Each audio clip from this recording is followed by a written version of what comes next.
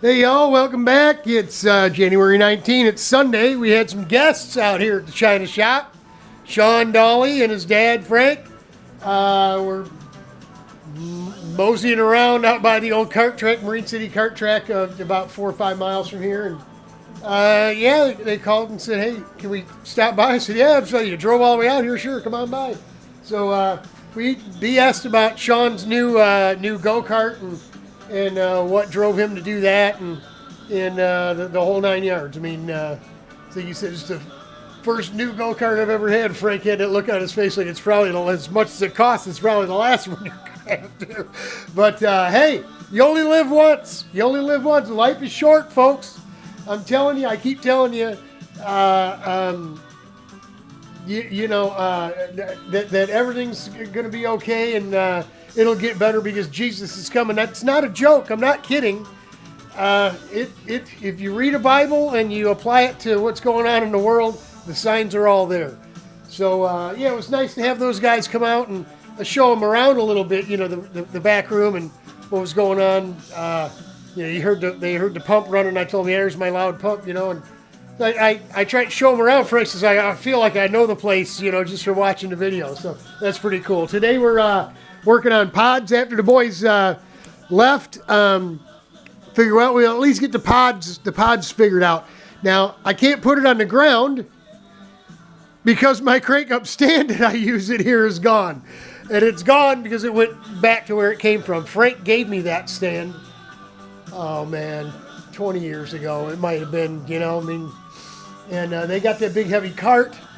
And if Shawn wants to work on it and put it on the floor and climb in it or something, or try something out, you can't do it by yourself, right? So I got the other crank up stand in the trailer. If I absolutely have to get this thing up and down, I'll just go pull it out.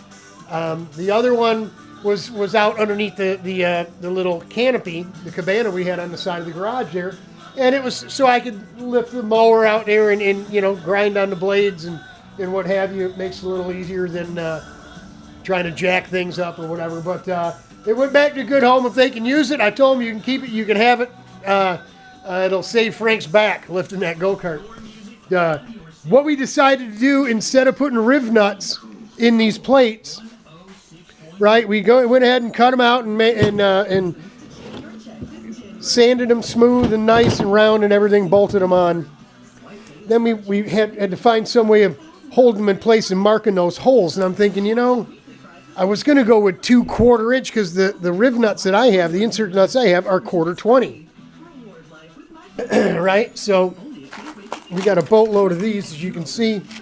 We use these things for just about everything where you can't get your hand behind. So, 1/4 inch bolt is kind of small to use, right through the bracket. So we were going to go with 2.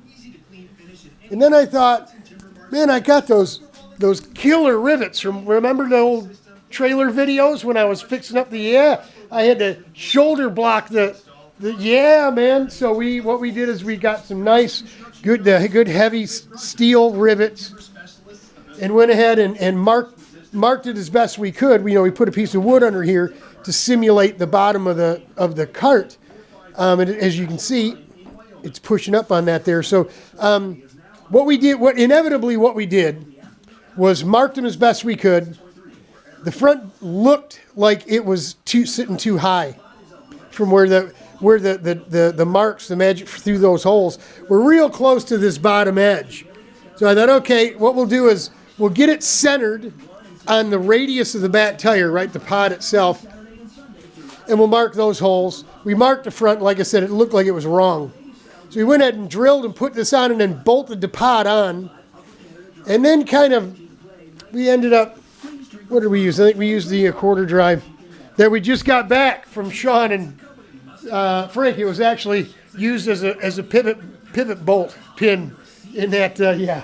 So thanks, guys. Came in handy. We just stuck it under there a little bit to hold this down. So it, what we ended up doing for the pod, what we ended up doing is with this bolted on and that radius looking good, right? It was with the center line of the axle. center line of the pod.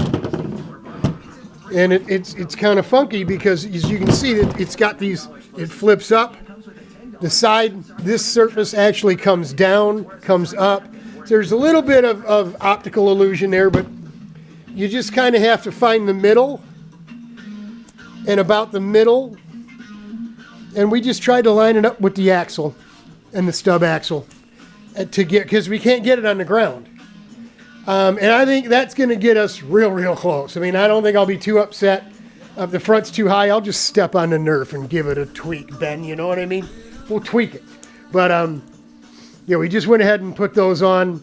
We'll go ahead and do the other side now the same way we did this one. And then we'll take the board off the bottom and bolt them up. And we'll bring you back and show you the finished product. All right? So we cranked the heat up. We got it, man, at 70 degrees in here. I even got a little I don't know, space heater running here. I figured, what the heck? That way the big furnace doesn't have to work so hard. It is kind of extra cold out there, right? We're in that cold snap. So I figured, what the heck? There it sits. It's got the gas in it. It's been sitting back there for a while. Figured we'll go ahead and give it a go. And then we'll go ahead and do the other side, bolt the pods on, and then we'll bring you back, show you the finished product. Hang in there, y'all. It'll get better. You know why. Love y'all. Hang in there. We're praying for you.